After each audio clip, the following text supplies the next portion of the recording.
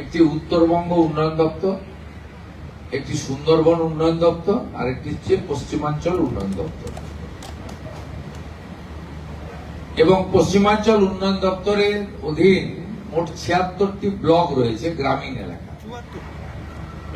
এই ব্লক এলাকাতে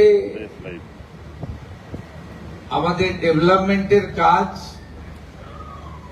করতে হবে।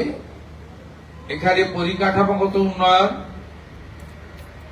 সামাজিক ক্ষেত্রে উন্নয়ন, জীবন জীবিকার মান উন্নয়ন এবং বিশেষ করে এই এলাকাতে তফসিলি জাতি, উপজাতি, কুর্মী, বাউরি সহ সমস্ত মানুষকে, যারা আমাদের, আমি মনে করি যারা মূলবাসী, তাদের ডেভেলপমেন্টের জন্য আমাদের বিশেষ বিশেষ নজর দেওয়া উচিত। 2019 সালে ঝাড়গ্রাম, আসানসোল, বর্ধমান, দুর্গাপুর, বাঁকুড়া, বিষ্ণুপুর, পুরুলিয়া, মেদিনীপুর আসন ভারতীয় জনতা পার্টি জেতার পরে প্রাক্তন মুখ্যমন্ত্রীর রাগ এসে পড়ে এখানকার মানুষের উপরে। সেই কারণে তিনি তার 2021 থেকে 26 সময়কালে পশ্চিমাঞ্চল উন্নয়ন দপ্তরকে অকেজো করে রেখেছিলেন, উন্নয়ন থেকে বঞ্চিত করে রেখেছিলেন। বীরভূমকে, পশ্চিম বর্ধমানকে, বাঁকুড়া, পুরুলিয়া, ঝাড়গ্রাম, পশ্চিম মেদিনীপুরকে, পূর্ব বর্ধমানের বীরভূম লাগোয়া অংশকে। স্বাভাবিকভাবে এবারে যখন সরকার তৈরি হলো, আমার কেন্দ্রীয় নেতৃত্বরা বললেন যে মুখ্যমন্ত্রীর পুলিশ দপ্তর ইত্যাদি ইত্যাদি বড় বড় দপ্তর তো থাকবেই, কিন্তু এই দুটো জায়গার উন্নয়নের দায়িত্বটা মুখ্যমন্ত্রীকে নিতে হবে। একটা হচ্ছে সুন্দরবন আর একটা হচ্ছে পশ্চিমাঞ্চল। তাই আমার যে কটা দপ্তর, আমি যে কটা দপ্তরের মন্ত্রী, তার মধ্যে পশ্চিমাঞ্চল উন্নয়ন দপ্তরও পড়ে। আমি আজকে এই এলাকার সম্মানীয় সম্মানীয়া বিধায়কবৃন্দ, আমার সমস্ত সহকর্মী মন্ত্রীবৃন্দ, এই এলাকা থেকে যারা ক্যাবিনেটে আছেন, MIC, MOS, all BDOs, all DM এবং প্রিন্সিপাল সেক্রেটারি ছোটেন ডিল আমার নেতৃত্বে, পিইউপির সমস্ত special secretary, joint secretary, engineering cell, আমরা এখানে আলোচনা করলাম, পরিকল্পনা করলাম। আগামী 3 মাসের একটা পরিকল্পনা হলো, সেপ্টেম্বর, অক্টোবর, নভেম্বর, এই মাসে পরিকল্পনাগুলো তোলা, স্কিম বানানো, ডিপিআর বানানো ইত্যাদি করা এবং পরের মাসে টেন্ডার ফ্লোট করা, পুজোর পর থেকে শুকনো সময় থেকে কাজগুলো শুরু করা। এবং এতে অগ্রাধিকার দিতে আমরা বলেছি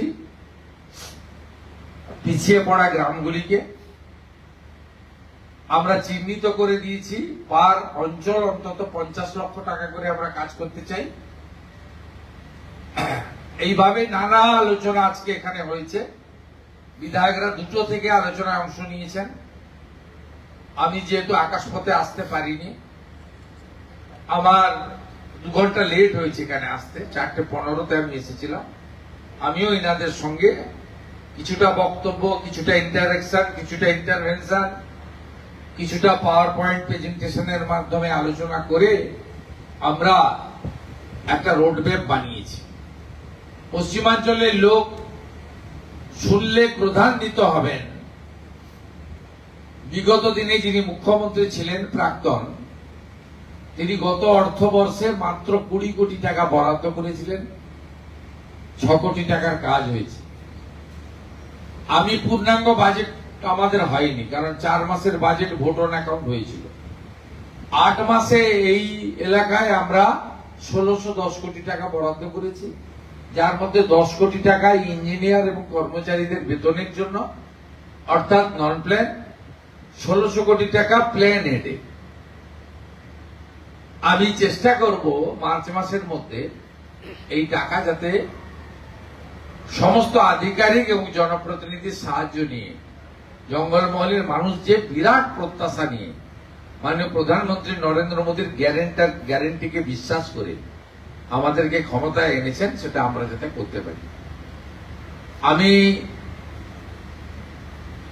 জেলা শাসক পর্যন্ত আমরা খুব হ্যাপি, ভালো কাজ হচ্ছে। আনহ্যাপি বলবো না। আমি আজকে এখানকার বিডিও যারা ছিলেন ৭৪-৭৫ জন, তাদেরকে বলেছি যে আপনারা আরো বেশি অ্যাক্টিভ হন। যাই সিদ্ধান্ত বিধায়ক ডিএম সরকার নিক না কেন, ইমপ্লিমেন্টেশন আপনাদের কাছে। আপনাদের লেভেলে আমার মনে হয় কিছু কিছু মানুষের এখনো জড়তা কাটেনি, সব ভিডিওর নয়, কিছু কিছু লোকের। আমি ওদের জড়তা কাটার জন্য বলেছিলাম, এবং আমি অনেক ভিডিওদের, বিশেষ করে অর্থনৈতিক এবং উন্নয়নের ক্ষেত্রে পিছিয়ে থাকা ব্লকগুলি, নয়াগ্রাম, বান্দোয়ান, ভিডিওদের সঙ্গে আমি ইন্টারাকশনও করেছি ২-৩ জনের সঙ্গে। আমি তাদেরকে বলেছি যে পিইউপির কাজ করতে হবে, টাকা খরচ করতে হবে, আর ৬টা প্রজেক্ট, ফ্ল্যাগশিপ প্রজেক্ট প্রকৃত প্রাপকদের কাছে যেন যায়। ১ অন্নপূর্ণা যোজনা, ২ আয়ুষ্মান ভারত, এবং যারা আয়ুষ্মান ভারত পাবে না, প্রধানমন্ত্রী মুখ্যমন্ত্রী স্বাস্থ্য বীমা যোজনা। ৩য় বিকশিত ভারত জিনাবজি, আমরা ১২,০০০ কোটির কাজ করব, ১২৫ দিনের কাজ দেব, ৩৪,৫০০ টাকা বছরে পাবে পরিবারগুলি। ৪র্থত প্রধানমন্ত্রী আবাস, ২৫ লক্ষ বাড়ির নাম নথিভুক্ত হয়েছে, আরো যদি থাকে চিহ্নিত করে দিন, সবাইকে বাড়ি দেব। তার সঙ্গে প্রধানমন্ত্রী সূর্য ঘর, রাজ্যে মাত্র ৪,৫০০ বাড়িতে এখন অব্দি এই ঘর, সূর্য ঘরে আলো লাগাতে আমরা পেরেছি। আমাদের ভারত সরকার ১ লাখ টার্গেট দিয়েছে, আমরা ৫ লক্ষ করতে চাই। সে বিষয়ে আলোচনা হয়েছে। নল আছে, জল নাই। জল জীবন মিশনের কাজকে সম্পূর্ণ করতে গেলে প্রয়োজন হলে পিইউপির টাকা লাগিয়ে নল আর জলের মধ্যে যে মাঝখানে যে চুরিটা হয়ে গেছে, চুরি তো হয়ে গেছে, তার জন্য অন্য ব্যবস্থা আছে, কিন্তু জলটা যাতে মানুষ পায় তার ব্যবস্থা নেওয়ার জন্য আমরা সব দিক থেকে একটা বহুমুখী এখানে উন্নয়নের কথা বলে গেলাম। আর ঝাড়গ্রামে পিইউপির অফিস নেই, চালু করতে বলেছি। বোলপুরের বীরভূমের অফিস চালু রেখেও সিউড়িতে জেলা পরিষদে আরেকটা ক্যাম্প অফিস চালু করতে বলেছি। এরকম নানা ছোট ছোট বিষয়ে উঠে এসেছে, সেগুলো আমরা সমাধান করেছি। কিছু ইঞ্জিনিয়ার আমরা দিয়েছি পশ্চিমাঞ্চল উন্নয়ন পর্ষদ। আর অগ্রাধিকারের মধ্যে আইসিডিএস সেন্টার, প্রাইমারি স্কুল, সব স্কুলে লেডিস এবং মেল ফিমেল টয়লেট, ডাইনিং সহ কিচেন, সমস্ত বীরভূম থেকে শুরু করে এই এলাকা ভীষণ গরম হয়, সব স্কুলে ফ্যান দেওয়ার বিষয়ের কথা বলেছি, ডাইরেকশন দিয়েছি। আর বীরভূমে পাথর চলছে কিনা জিজ্ঞেস করলাম, বলো না বন্ধ হয়েছে। পুরুলিয়াকে জিজ্ঞেস করলাম কয়লা চলছে কিনা, বলছে না কয়লা বন্ধ হয়েছে। পশ্চিম বর্ধমানকে জিজ্ঞেস করলাম কয়লা বালি লুট হচ্ছে কিনা, বলো বন্ধ হয়েছে। ঝাড়গ্রামকে জিজ্ঞেস করলাম, মেদিনীপুরকে জিজ্ঞেস করলাম দলে দলে গোমাতাকে হাঁটিয়ে নিয়ে যাচ্ছে কিনা, বললো না না গোমাতাদের আর রাস্তায় হাঁটাতে দেখা যাচ্ছে না। এই কিছু অভিজ্ঞতাও শেয়ার করলাম। মুখ্যমন্ত্রীকে নামতে হয় নিচে, তো নেমে করতে হয়। আজকে বিপ্লবী ক্ষুদিরাম বসুর আত্মবলিদান দিবস, এই পূর্ণ দিনে কেশপুরের মোহবনীতে তাকে প্রণাম করে পশ্চিমাঞ্চলের উন্নয়নের শপথ নিয়ে এখন আমি প্রস্থান করছি।